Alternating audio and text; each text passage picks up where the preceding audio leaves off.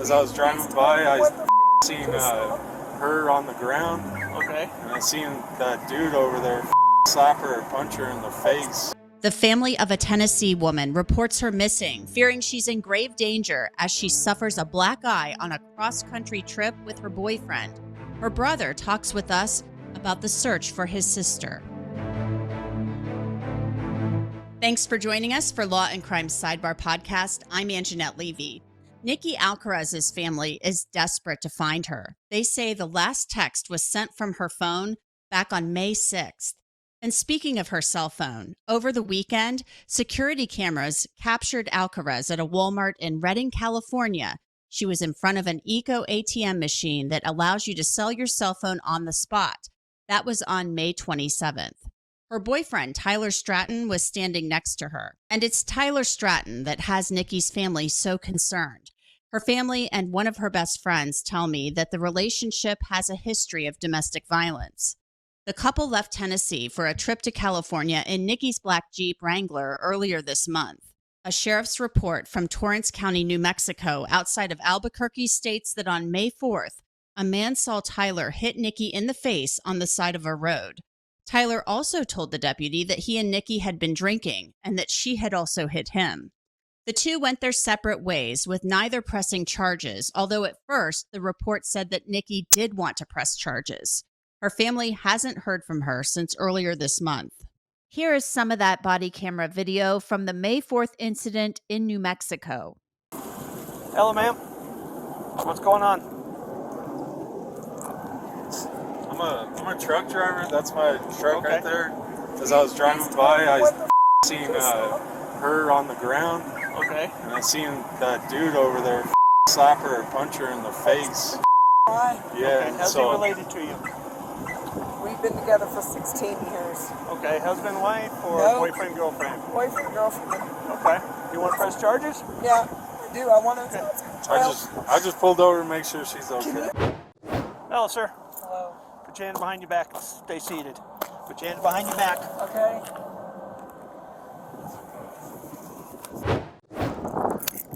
So what started the fight? Alcohol. Where were you hitting her? I didn't see the blood on me. You guys were in a mutual combatant? No. Okay. Okay, let me put you in the car. Now get this thing straightened out. You can watch the rest of the body camera video on Law and Crime's YouTube channel.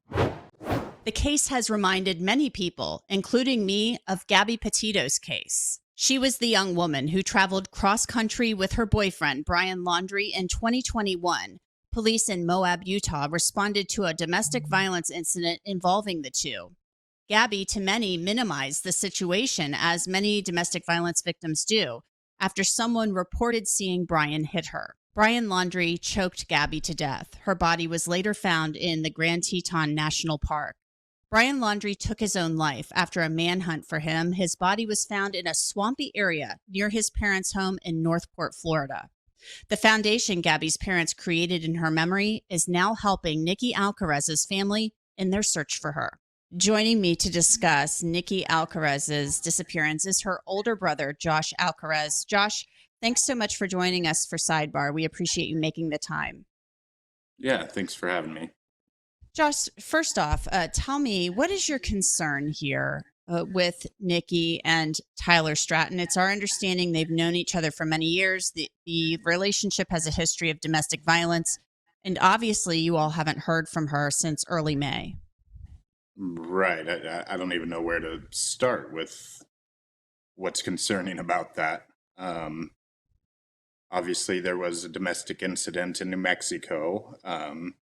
They were traveling to California. She should have been there weeks ago. Nobody's heard a word from her since. So there's a lot going through my mind.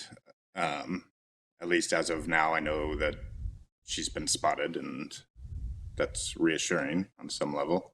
Let's put those photos up on the screen. This was May 27th. She was seen at an Eco ATM. That's a machine that's kind of like an ATM. You can submit your cell phone, sell it, get cash on the spot. And Tyler Stratton is seen standing next to her. Yeah, almost hovering over her. Um, from what I've seen in the pictures, she looks terrified. She looks like she's in really bad shape, having a hard time. Also, with his warrants and being a known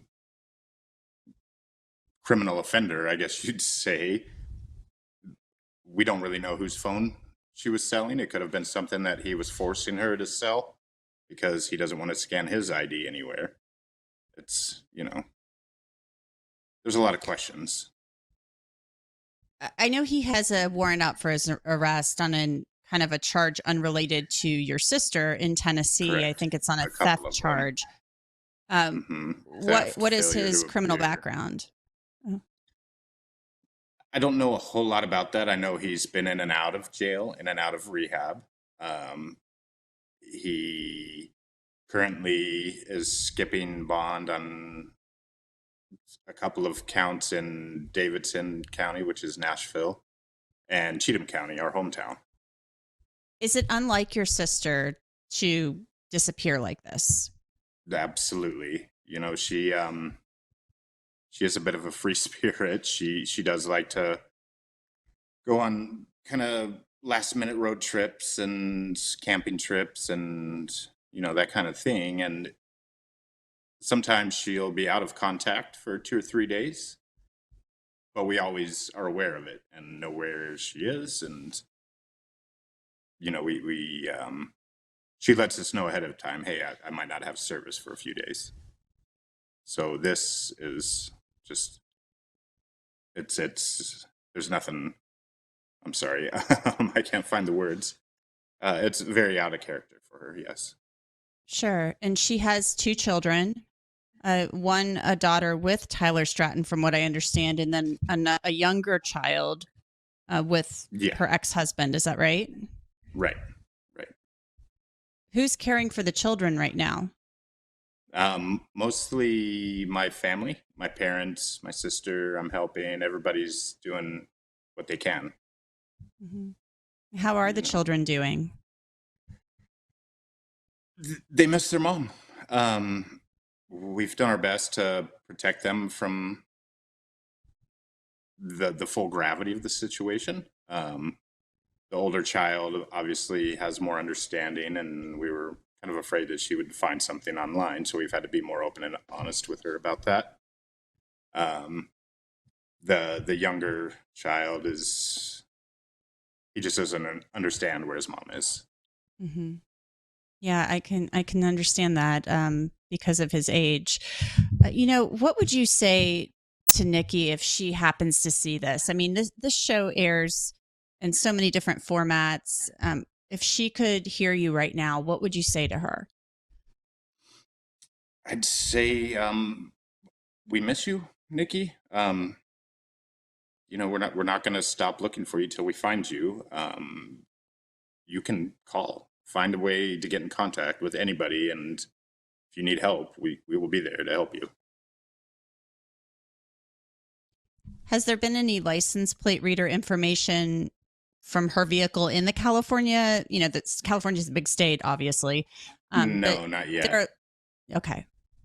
Because we have been in contact with the Reading law enforcement since the sighting.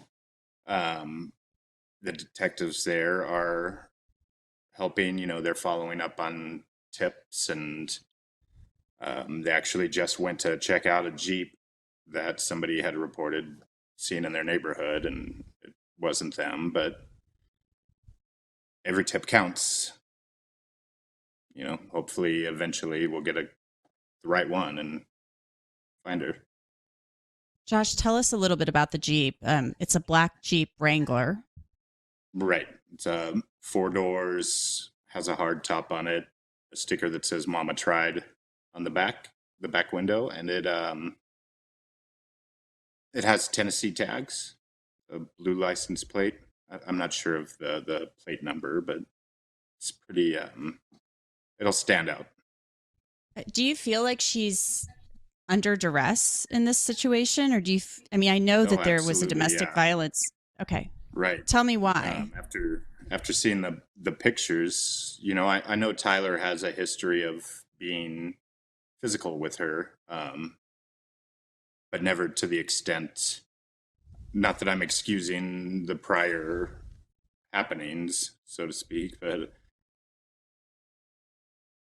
the pictures that I've seen from New Mexico are very disturbing. And then after seeing the footage from the cell phone kiosk, she does not look like she's in a good place at all. She looks scared. She looks tired. She looks like she's in trouble. Do you feel like you're getting good cooperation from law enforcement in California and in New Mexico? Obviously, she's no longer in New Mexico. We are now, yes. In the beginning, not so much, not at all. I feel like they were kind of sweeping it under the rug or blowing it off, But now that it's gained some media attention and people are sharing it on social media and, it's kind of putting a little more pressure on them, they've been great ever since. I know that the Gabby Patito Foundation shared a poster asking for help in finding Nikki. And Right. to a lot of people, this kind of unfortunately, sadly reminds them of Gabby Patito's case. Obviously, we don't want this to end Right. that way. No, we don't. There are a lot of similarities in the way that it was handled by the police in the beginning and the fact that we just haven't heard anything, Luckily for us, we do know that she was still alive as of Saturday. They've been a big help, though. They're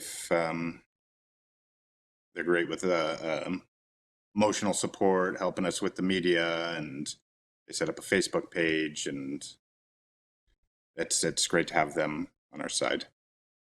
Yeah, and it's some good work that they're doing in Gabby's memory to honor her and to help other victims of domestic violence. If Right. anybody sees Nikki, Josh, what should they do? Contact the law enforcement immediately. I wouldn't necessarily approach them. We don't know what Tyler is capable of. I would just call the police.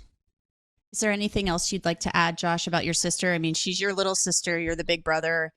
I'm sure you feel very protective of her.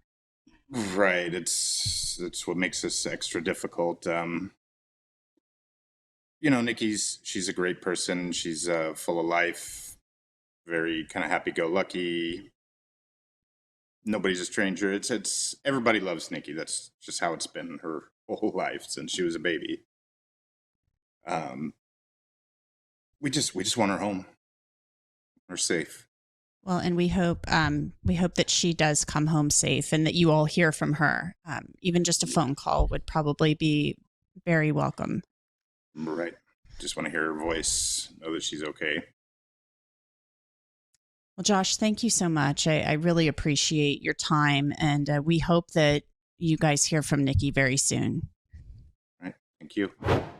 That's it for this edition of Law and Crime Sidebar Podcast. You can listen to and download Sidebar on Apple, Spotify, Google, and wherever else you get your podcasts. And of course, you can always watch it on Law and Crime's YouTube channel. I'm Angenette Levy, and we will see you next time.